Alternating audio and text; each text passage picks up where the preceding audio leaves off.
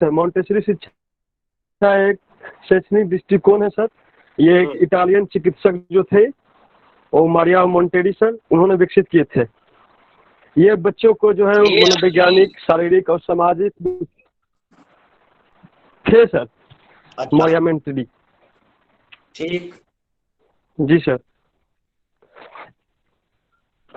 ठीक है, बोलो।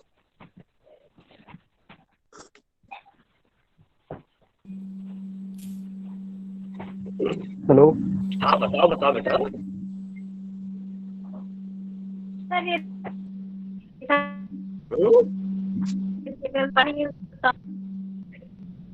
आवाज नहीं आ रही। सर जो अभी ये लिखा है सर, हाँ, शिविर के बारे में लिखा है, ये मैं भी उस पर देखा था गूगल पे, तो सेम ऐसे दिखा रहा था, लेकिन मैंने कहा अगर मैंने पढ़ा नहीं है तो फिर ये देख के बड़ी कैसे अच्छी बात, बताएं। बड़ी अच्छी। ठीक है, कहीं से भी ज्ञानार्जन हो, कोई बात नहीं, बहुत बढ़िया। आप कुछ बता रहे थे, वहां रुक गए बेटा, बताएं। रौनक,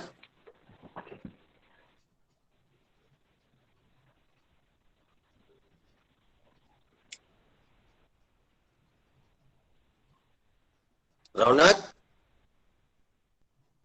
शायद रौनक की तरफ नेट का कोई इशू आ गया होगा। आकाश वर्मा हमसे जुड़े हैं क्या? आकाश वर्मा,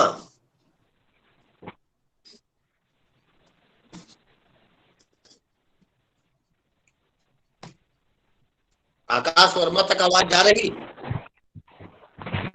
जी sir, good morning. Morning. Maria Montessori विधि क्या है, बताओ। सर मारिया मोंटेसरी एक इटली की शिक्षा शास्त्री थी। हेलो। हाँ हाँ, सुन रहे हैं, सब लोग सुन रहे हैं, बोलो।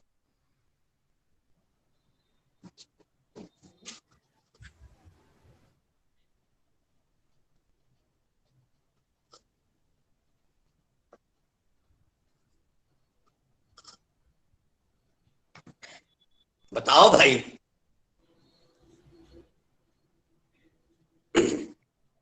चलो कोई बात नहीं, ठीक है, अपना माइक आप लोग म्यूट रखें। सब आ चुके हैं और सब अपनी अपनी बात बता रहे हैं, बहुत बढ़िया सब लोग बता रहे हैं। आशीष चौरसिया ने लिखा है गूगल से कॉपी करके इस पे पेस्ट कर रहे हैं सम स्टूडेंट।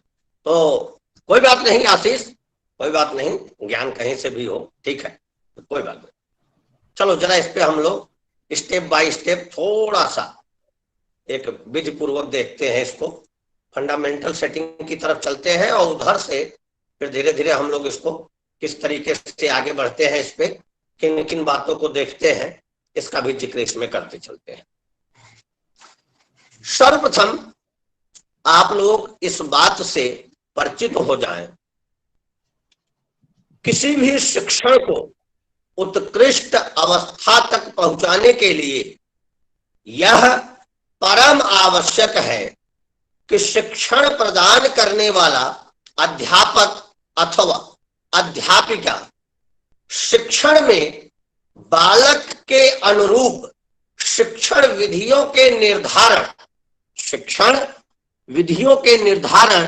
की उचित व्यवस्था करने के प्रयास को स्व विधियों से साफल्य करे, अर्थात वह छात्र हित को देखकर वे कैसे पढ़ेंगे इसके लिए इंडिविजुअल कुछ विधियों का निर्माण करे और बनी हुई विधियों का प्रयोग करके उसे उनके ऊपर प्रयोग करने हेतु प्रेरित करे। अब चलते हैं आगे।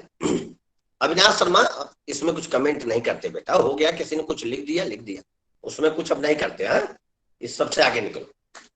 मॉन्टेसरी पद्धति 2.5 वर्ष से 6 वर्ष के बालकों हेतु विशेष रूप से प्रयोग में लाई जाने वाली शिक्षण प्रदान करने वाली एक शिक्षण पद्धति है।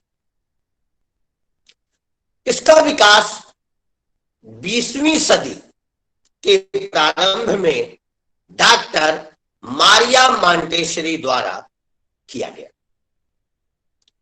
अच्छा, मारिया मॉन्टेसरी ने इस विधि का आविष्कार किसको देख के किया? प्रश्न है, सामान्य बालक को अथवा विशेष आवश्यकता वाले बालक को? तो यहां उत्तर होगा विशेष आवश्यकता वाले बालकों को देखकर मारिया मॉन्टेसरी ने इस विधि का प्रतिपादन करने का विचार किया और प्रतिपादन किया।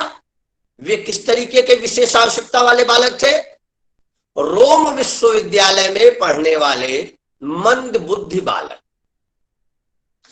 जब वे इन बालकों के साथ चिकित्सकीय कार्य किया करती थी, उन्हें सेवाएं प्रदान करती थी, तो उनको यह लगा, उनके अंदर यह भाव जगा कि इनके उपचारात्मक विधियों को करते हुए, इन्हें उपचार प्रदान करते हुए क्यों न हम इनके शैक्षिक विकास की तरफ भी ध्यान दें, इनका शैक्षिक विकास भी करें। और इसी दौरान उन्होंने उन बालकों को पढ़ाने के लिए, उन बालकों को सिखाने के लिए कुछ अन पैटर्न, जिसका पैटर्न पहले से सेट नहीं था, अब वो उस पैटर्न को सेट कर रही थी। प्रारंभिक अवस्था में वो पैटर्न था, ऐसे कुछ पैटर्न्स को उन बच्चों के ऊपर लागू किया, ऐसे एक प्रारूप को उन बच्चों के ऊपर लागू किया, जो आगे चलकर मॉन्टेसरी पद्धति के नाम से विख्यात हुआ। और बाद में विशेष आवश्यकता वाले बालकों के साथ साथ यह सामान्य बुद्धिलब्धि बालकों के लिए भी उपयोग में लाई जाने लगी। इस पद्धति को प्रारंभ में, जैसा आप जानते हैं, कोई भी पद्धति, कोई भी उपकरण, कोई भी विचार जब प्रारंभिक अवस्था में आते हैं तो उसका विरोध प्रबल होता है। ऐसा हुआ, लेकिन सर्वप्रथम इस विधि को, इसको जरा ध्यान से सुनिएगा, ये आपके पेपर में आ सकता है।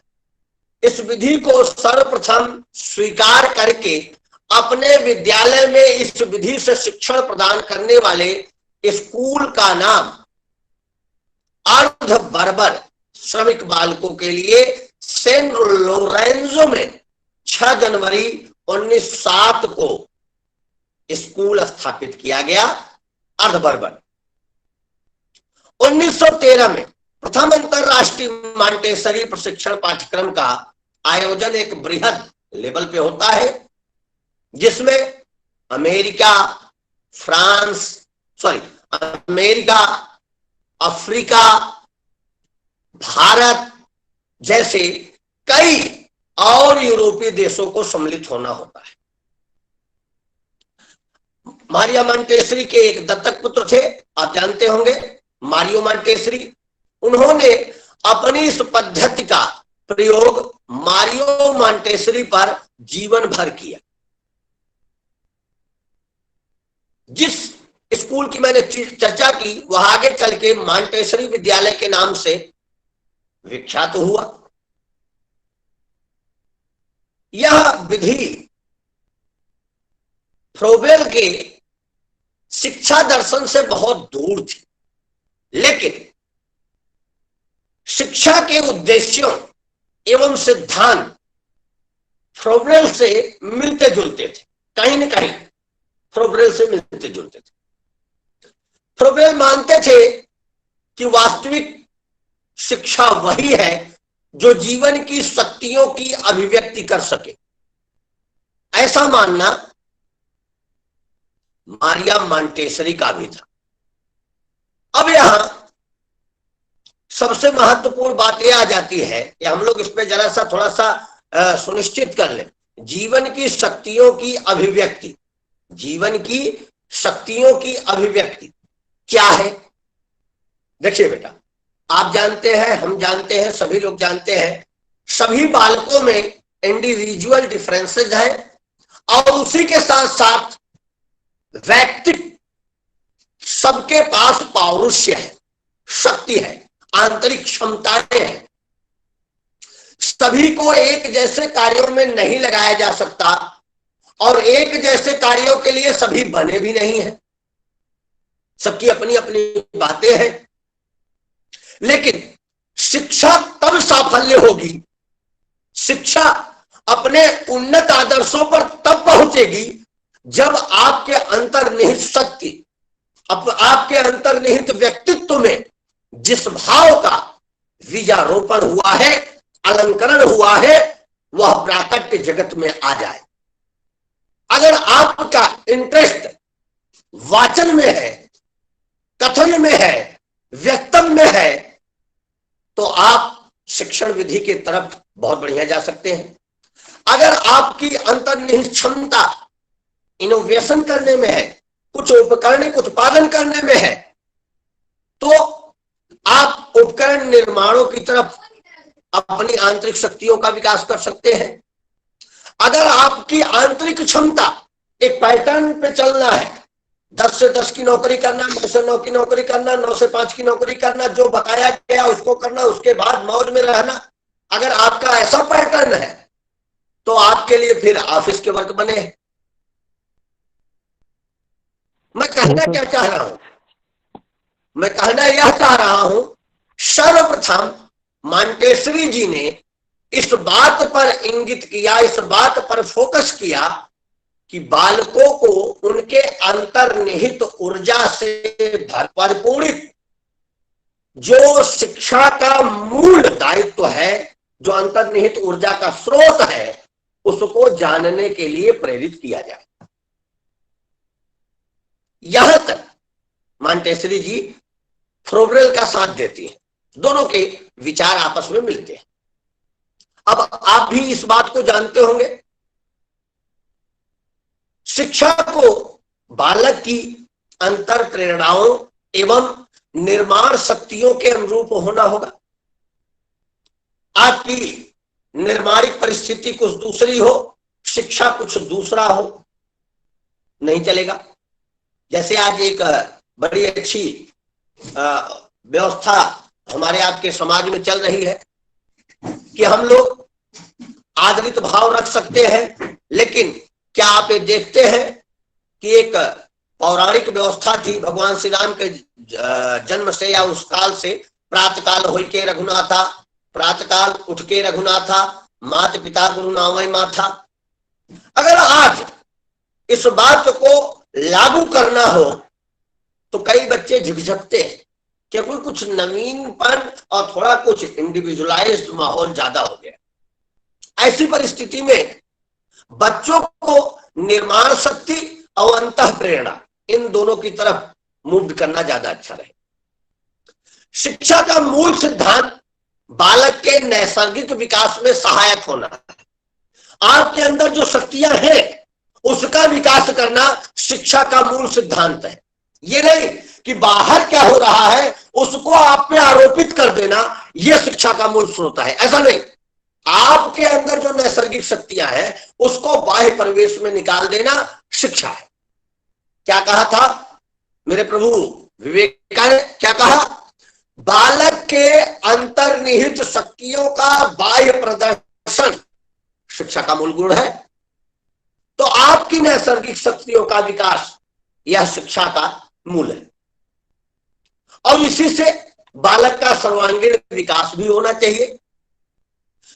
अब मारिया मांटेसरी का चिकित्सा शास्त्र से संबंधित होने के कारण थोड़ा उनका ज्ञान इस तरफ भी था कि बच्चों के साधारण मानसिक एवं ऐन्द्रिक दोषों जैसे भीरुता, वाणी दोष आदि के सुधार में भी कुछ सहायक शैक्षणिक पद्धतियों का विकास होना चाहिए। आप जानते हैं इस शिक्षा के पाठ्यक्रम को 4 मुख्य भागों में विभाजित करते हैं। पहला कर्मेंद्रिय शिक्षण, दूसरा ज्ञानेंद्रिय शिक्षण, तीसरा भाषायिक शिक्षण और चौथा गणितीय शिक्षण। है ना ये चारों?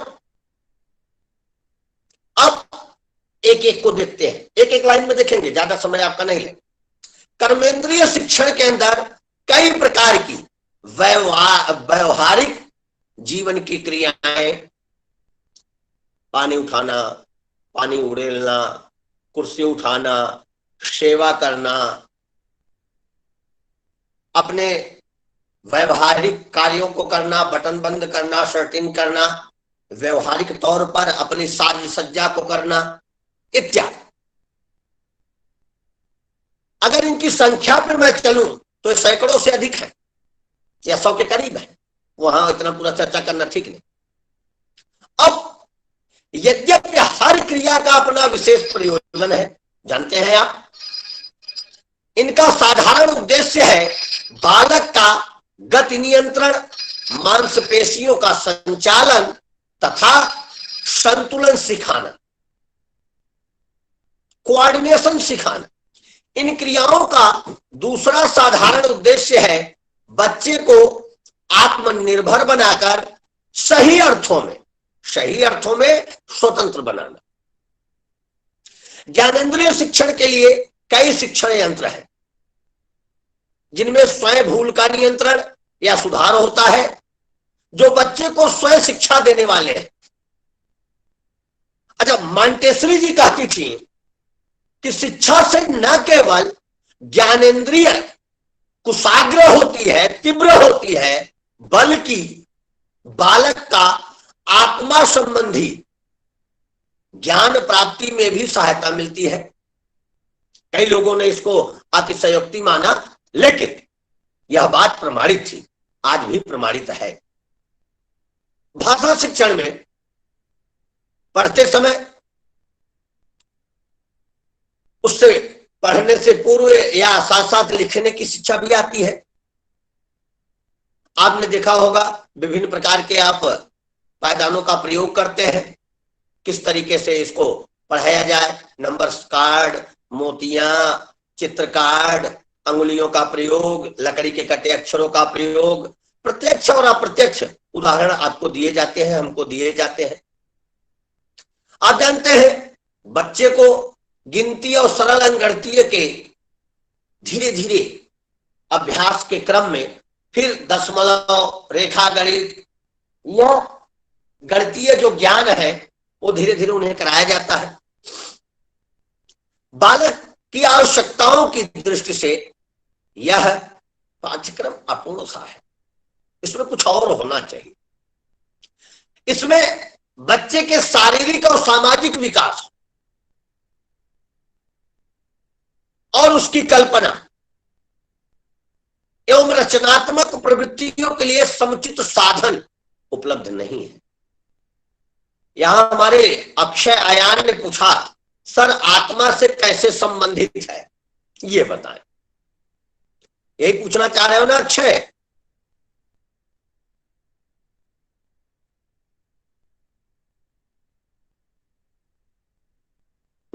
चलो, पूछना चाह रहे होंगे जी, ठीक। आत्मा से संबंधित ज्ञान का मतलब होता है अंतर्निहित ज्ञान का बोध करना। यहां कई शिक्षण शास्त्रियों ने भ्रमात्मक परिवेश में आत्मा का बोध धर्म से लगाया। आत्मा का बोध धर्म से लगाना नहीं, आत्मा के बोध से मारिया मॉन्टेसरी का कथन था अंतर्निहित भावों की जागृति को समझना। हमें बहुत सी चीजें पता चल गई, बहुत सा ज्ञान पता चल गया और हमने उसका व्यवहारिक प्रयोग नहीं किया, तो यह सिर्फ जानकारी थी जो एक समय के पश्चात समाप्त हो जाएगी। लेकिन हमें कोई चीज पता चली और हमने उसका व्यवहारिक प्रयोग किया, मीन्स आत्मीयकरण किया, तो वह हमारे व्यवहार में उतर जाता है और निरंतर हमारे विकास के प्रकृति को शुद्ध करता है। मैं यहां जितने भी बालक आज सुन रहे हैं उन सभी से उदाहरण सहित कहूंगा।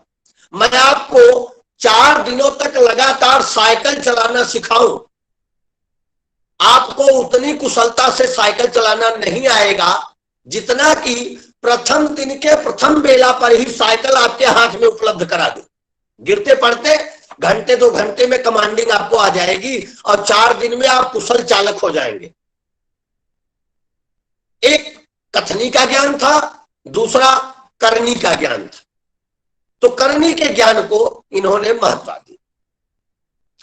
अब थोड़ा सा और आगे चलते हैं। मॉन्टेसरी पाठ्यक्रम की उपयोगिता, अगर विद्यालय में कुछ शिक्षण सहायक वस्तुओं का अभाव है, कल्पनाओं का अभाव है, तो वहां इसका थोड़ा कुछ कम प्रभाव पड़ता है। लेकिन कई संस्थानों ने इसकी उपलब्धता कराकर शिक्षा को और लाभदायक बनाने का प्रयास किया है। कई आलोचकों ने इसकी आलोचना की, कईयों ने इसका सपोर्ट किया। वह हमारे आपके विषय का वो कोई जानने समझने की बात नहीं। इनके जो मूल चीजें हैं उसको हम लोग देखेंगे। किसने आलोचना की वो इसके इतिहास को देखेंगे। भारत में मॉन्टेसरी शिक्षा बहुत प्रचलित है। कारण है डॉक्टर मॉन्टेसरी स्वयं भारत में 10 वर्षों तक रहकर इसका प्रचार किया, और उसके बाद जब वो भारत से चली गई तो उनके प्रतिनिधियों ने इसका खूब प्रचार किया, अच्छा प्रचार प्रसार हुआ, जिसके कारण हम लोग इसके कुछ विशिष्ट सिद्धांतों का प्रयोग, मौलिक सिद्धांत जो शैक्षणिक सिद्धांत है उसका प्रयोग अपने शैक्षिक दृष्टिकोणों में करते हैं।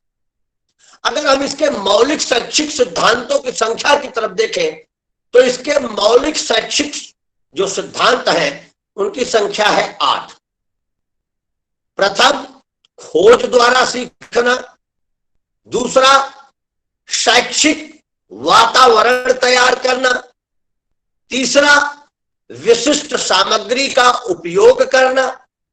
चौथा, छात्र की व्यक्तिगत पसंद को विशिष्ट बनाना, महत्ता देना। पांचवा, आयु समूहों के लिए कक्षाएं संचालित करना। क्रम संख्या 6, सहयोगात्मक शिक्षा और खेल को बढ़ावा देना। 7वें की तरफ चले, बिना किसी रुकावट के कक्षाएं चलाना। 8वें की तरफ चले, शिक्षक एक मार्गदर्शक और एक पर्यवेक्षक के रूप में प्रस्तुत करना। अखंड पांडे ने कहा गीजू भाई बधेका ने भी कुछ चेंजेस करके इसके यूज किया है। बहुत धन्यवाद अखंड, बहुत बढ़िया आपने कहा। तो ये 8 इसके शैक्षणिक सिद्धांत रहे। हम इसके प्रत्येक सिद्धांत पर बहुत कहना नहीं, ठीक नहीं, आप सब कुछ जानते हैं। 8वें पे जरा सा 8वें की चर्चा कर लेते हैं, ये ज्यादा ठीक है। शिक्षक एवं मार्गदर्शक और पर्यवेक्षक के रूप में। शिक्षक एक मार्गदर्शक और पर्यवेक्षक के रूप में, क्या कोई इसको डिफाइन करना चाहेगा? कोई बच्चा इसमें कुछ अपना जोड़ना चाहेगा? शिक्षक को पर्यवेक्षक और मार्गदर्शक के रूप में रखने की बात क्या हो रही है, क्या कही जा रही है यहां पे? कोई बताना चाहेगा? सर, शिक्षक को पढ़ाई के साथ साथ बालक का मार्गदर्शन भी करना चाहिए। Very good. और जहाँ तक सर मैंने जो बचपन में सीखा है, मैं अभी तक उस चीज को फॉलो करता हूँ। जैसे जो हमारे बचपन की सर प्राइमरी स्कूल में जो हम, तो वो चीजें अभी तक मुझे याद है। और जब मैं बच्चों को पढ़ाता हूँ तो सर वही चीज याद आ जाती है मुझे कि मेरे सर जो थे या मेरी मैम थी, तो इस हिसाब से मुझको पढ़ाती थी, तो वैसे ही कोशिश करता हूँ वेरी गुड पढ़ाने की। उन्होंने पूछा मारिया मॉन्टेसरी के मूल सिद्धांत क्या है। ऊपर मैंने आपको बता दिया है, 4 सिद्धांतों की व्याख्या की। लगता है रौनक के पास नेट की समस्या है, इस कारण से वो बीच बीच में बातें नहीं सुन पा रहे हैं। रौनक, चारों की चर्चा किया हूं, आप सुन सकते हैं। और शुभम ने भी उन चारों की चर्चा की थी। अच्छी बात, अब आगे चलते हैं। सतीश, हम लोग शिक्षक के पर्यवेक्षक के रूप में और एक आदर्श के रूप में भी चर्चा कर रहे थे। देखिए यहां पर मैं 8वें पॉइंट को क्यों लेकर के रुक गया हूं, चाहूं तो मैं स्टेप करके आगे जाऊं, लेकिन यह हमसे बहुत रिलेटेड है, इसलिए हम इस पे रुके हैं। शिक्षक वह नहीं जो सिर्फ आपको डिग्रियां बांटे। शिक्षक वह है जो डिग्री से पहले डिग्री की योग्यता आप में विकसित कर दे। शिक्षक वह नहीं जो सिर्फ आपको कक्ष की उच्चता प्रदान करने के लिए आप में अंकीय क्षमताओं का विकास करते चले जाए। अंकीय क्षमताओं का मतलब 8वीं पास, 10वीं पास, 12वीं पास, ग्रेजुएशन, पोस्ट ग्रेजुएशन। और जब किसी ने पूछ दिया कि आपके सिलेबस में कुल कितने कितने पेपर पढ़ाए गए तो भें, इस तरीके से नहीं। शिक्षक का मूल दायित्व जो है वो 3 भाव में मैं आपके सामने व्यक्त कर दूंगा, आप उस पर चर्चा करके विचार करके अपने भाव हम तक पहुंचाइएगा। प्रथम, वह छात्र हित को सर्वोपरि रखे। प्रत्येक दशा की बात कर रहा हूं बेटा, संस्था हित, परिवार हित, समाज हित, व्यक्तिगत हित, सभी की तिलांजलि देकर वह छात्र हित को महत्वपूर्ण स्थान दे। कारण छात्र का हित होगा तो परिवार का हित होगा, छात्र का हित होगा तो परिवार के हित के साथ साथ समाज का हित होगा, जब समाज का हित होगा तो राष्ट्र का हित होगा। मीन सभी का मूल छात्र हित। द्वितीय, ऐसा कहीं किसी भी परिस्थिति में कोई भी अध्यापक अगर आपको ये कहते हुए, ये बड़ी कठोर बात है, मैं रिकॉर्डिंग में कह रहा हूं, कहते हुए सुनाई दे, किसी दिन मैं आपको ये कहते हुए सुनाई दूं कि चिंता न करो, फला क्रम से पास हो जाओगे, चिंता न करो, पढ़ो लिखो मत, या जैसे मन चाहो वैसे मौज करो, और फलाना तो ऐसे नहीं वैसे कर लेंगे। अगर किसी दिन मैं कहते हुए सुनाई दे जाऊं आपको, या कोई कहते हुए सुनाई दे जाए, तो मेरे बच्चों सभी श्रेष्ठ जनों से क्षमा याचना के साथ कहना चाहूंगा, वो आपका सबसे बड़ा दुश्मन है। इससे बड़ा दुश्मन तो आपका वह भी नहीं होगा जो बंदूकें लेके आपके सामने खड़ा होगा।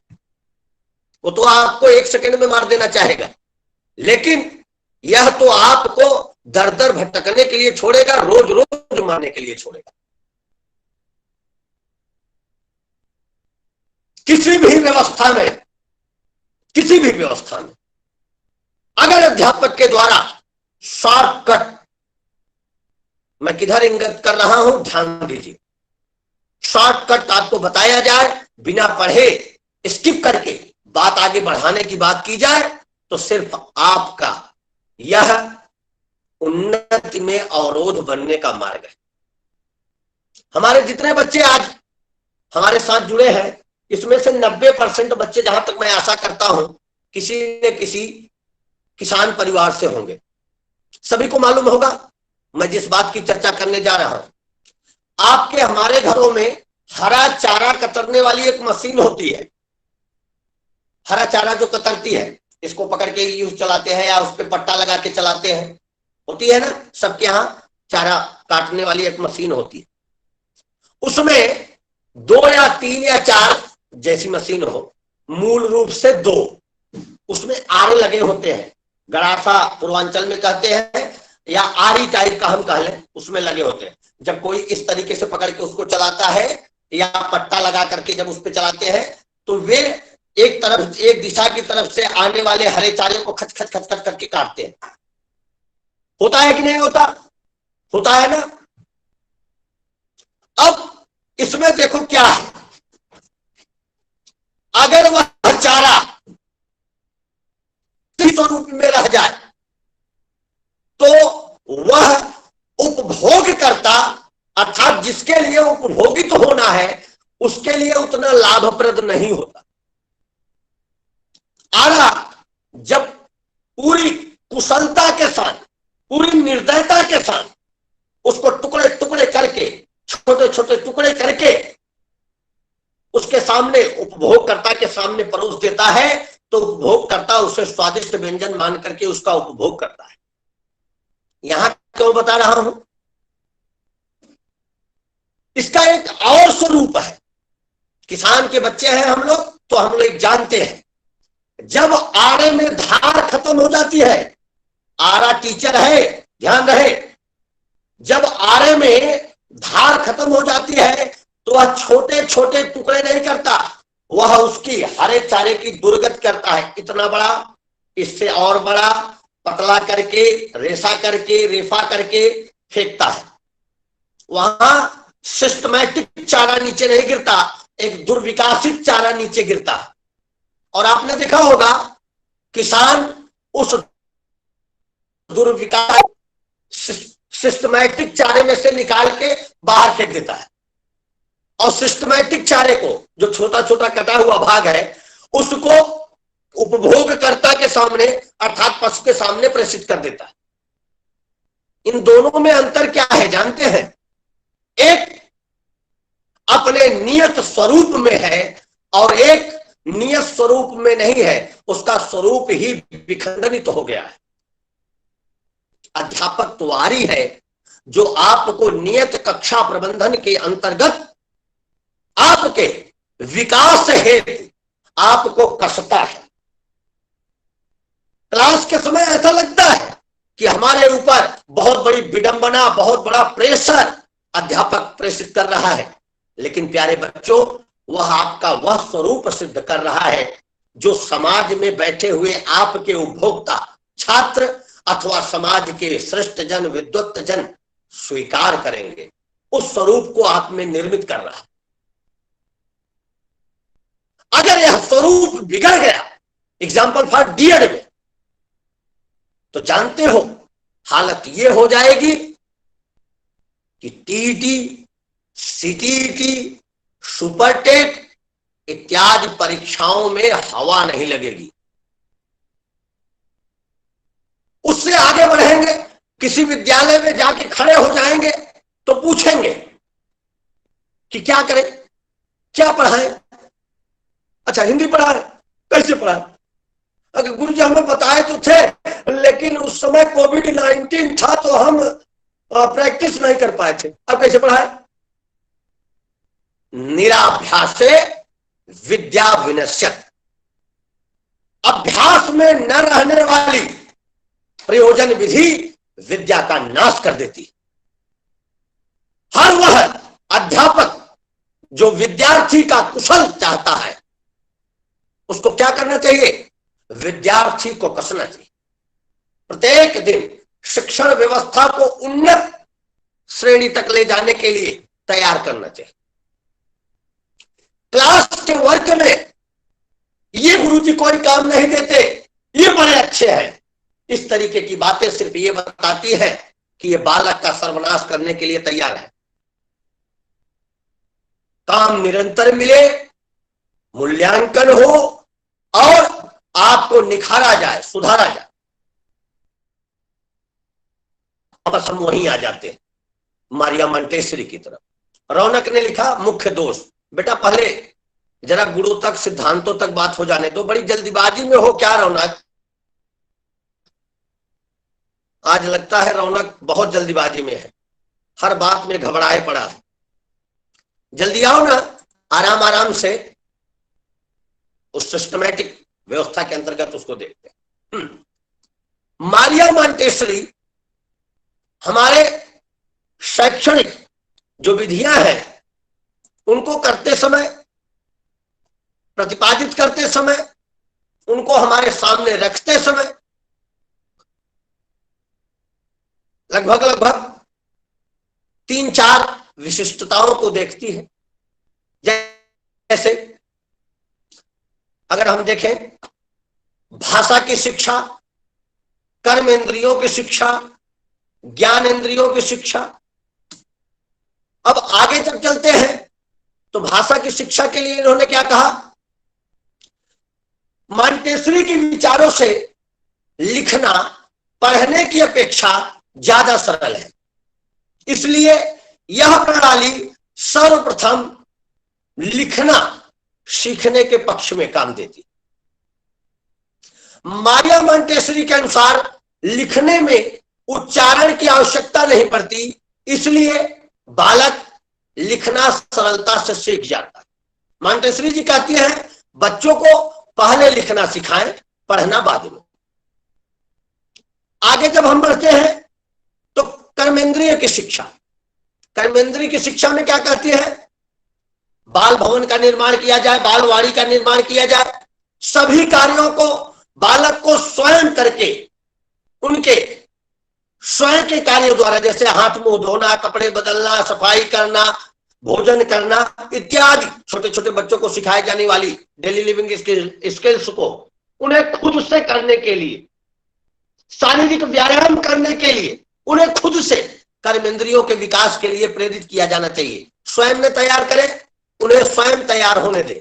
वे भविष्य के निर्माता बनने वाले हैं, कब तक वो परजीवी रहेंगे, उन्हें स्वयं करके सीखना। आप जानते हैं पौराणिक व्यवस्था में ऐसा ही होता था, राजा का लड़का हो अथवा सामान्य जन का लड़का हो, लकड़ियां बीनो, चारा लाओ, भोजन की प्रबंधन करो और तब गुरु जी के साथ पढ़ो।